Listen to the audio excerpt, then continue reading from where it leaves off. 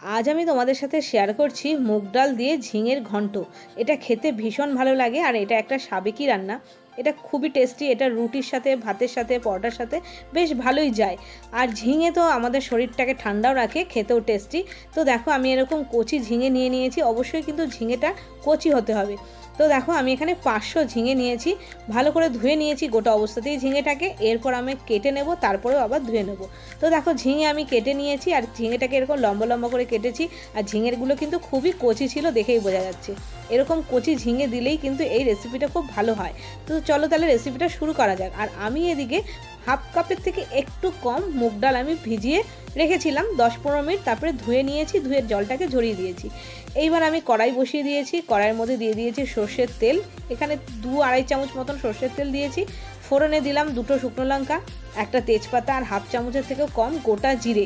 আর শুকনো লঙ্কাটা তোমরা ফাটিয়েও দিতে পারো, ফাটিয়ে দিলে একটু ঝালটা বেশি হয়ে যায় বলে আমি গোটাই রাখলাম। আর সুন্দর একটা গন্ধ চলে এসছে ফোড়নের। এখন আমি প্রথমেই দিয়ে দিচ্ছি আমার ধুয়ে রাখা ডাল। তো মুগ ডালটা দিয়ে প্রথমে আমি বেশ ভালোক্ষণ নাড়াচাড়া করে নেব। প্রায় 10 মিনিট মতন আমি নাড়াচাড়া করছি, আর গ্যাসের ফ্লেমটা আমি হাইতে রেখেছি। আর নাড়িয়ে যাবে, এটা হাতটা থামালে চলবে না, না হলে তলার দিকটা কিন্তু বেশি লাল হয়ে যাবে আর ওপরের দিকটা হালকা কাঁচা থাকবে। সেই জন্য নাড়াচাড়া করে করে এটাকে ভালো করে একটু ভেজে নিতে হবে। আর যখন কিনা সুন্দর একটা গন্ধ আসবে মুগ ডালে আর একটা গোল্ডেন কালার আসবে, তখন আমি ঝিঙেগুলো দিয়ে দেবো। আর ঝিঙেগুলো দিয়েও ভালো করে নাড়াচাড়া করবো। আর এই রান্নাটা খেতে বেশি ভালো লাগে, কারণ একটা সুন্দর ভাজা মুগ ডালের একটা গন্ধ আসে, খুবই টেস্টি লাগে। তো ঝিঙে দিয়েও আমি নাড়াচাড়া করে নিচ্ছি। আর এখন আমি গ্যাসের ফ্লেমটা মিডিয়াম করে দিয়েছি। তো ঝিঙে দিয়ে নাড়াচাড়া করে নিলাম একটুখানি ভালো করে। এরপরে দিয়ে দিচ্ছি মশলা। এর মধ্যে বিশেষ কোনো মশলা পড়েই না। প্রথমে দিয়ে দিচ্ছি নুন, আর তার সাথে দিয়ে দিচ্ছি হলুদের গুঁড়ো, আর দিয়ে দিলাম 1 চামচ জিরের গুঁড়ো, আর দিয়ে দিলাম কটা কাঁচা লঙ্কা চেরা, কারণ এর মধ্যে লাল লঙ্কার গুঁড়ো পড়েই না, তো সেই জন্য অবশ্যই কাঁচা লঙ্কা দেবে। আর নুনটা একটু বুঝে দেবে, কারণ ঝিঙে কিন্তু রান্না হওয়ার পর অনেকটাই কমে যাবে, সেই জন্য নুনটা কিন্তু একটু ভেবেচিন্তে দিতে হবে। যাই হোক, সব মশলা দিয়ে আমি ভালো করে নাড়াচাড়া করে নিলাম। এইবার আমি ঢেকে দেবো, গ্যাসটাকে একদম সিম করে দেবো।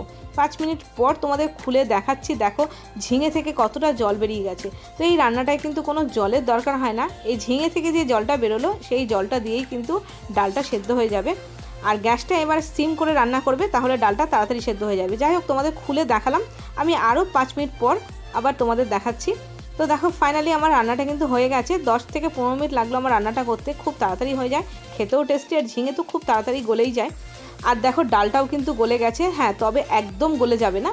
সুন্দর, দেখো আমি তোমাদের সামনে একটা টিপে দেখাচ্ছি, ডালটা কিন্তু সুন্দরভাবে গলে গেছে, অথচ দানা দানা রয়েছে। এটা খেতে খুবই ভালো লাগে। আমি দিয়ে দিলাম পরিমাণ মতন মিষ্টি, আর তার সাথে সাথে দিয়ে দিচ্ছি ধনেপাতা। অবশ্যই ধনেপাতা দেবে, আর মিষ্টি তো দেবেই। এই সাবিকি রান্না একটু মিষ্টি মিষ্টি হলে খেতে ভালোই লাগে। তো মুগ ডাল দিয়ে ঝিঙে ঘন্ট কিন্তু আমার তৈরি হয়ে গেছে, এরকমই একটু গামাখা গামাখা থাকবে। এবার আমি গ্যাসটা বন্ধ করে দিয়ে 5 মিনিট মতো স্ট্যান্ডিং টাইম রেখে গরম গরম ভাতের সাথে সার্ভ করব। এটা গরম গরম ভাতে প্রথম পাতে খেতে কিন্তু ভীষণ ভালো লাগে। এছাড়া রাত্রিবেলা রুটি দিয়েও কিন্তু খেতে পারো, পরোটা দিয়েও ভালো লাগে। একটা নিরামিষ রান্না, সাবেকি রান্না। তোমাদের কেমন লাগলো জানিও। যদি ভালো লাগে ছেড়ে যাওয়ার আগে প্লিজ সাবস্ক্রাইব করো, লাইক দিও, কমেন্ট পাঠিও। আজকে এই পর্যন্তই, দেখা হচ্ছে নতুন একটা রেসিপির সাথে।